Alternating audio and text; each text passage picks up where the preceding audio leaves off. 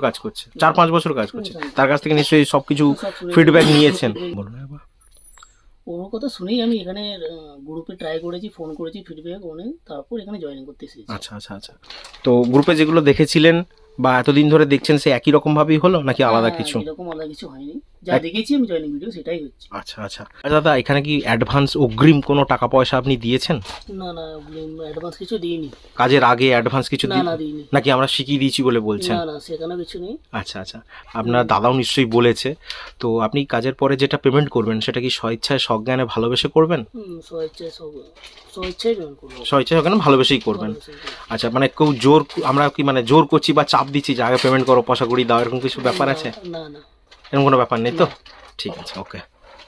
তো আর আপনি ঠিক ভালোভাবে কাজ করুন, আর কাজ ছেড়ে চট করে যাবেন না, আর সব কাজেই কষ্ট আছে, এ আছে, ঠিক আছে, ওকে।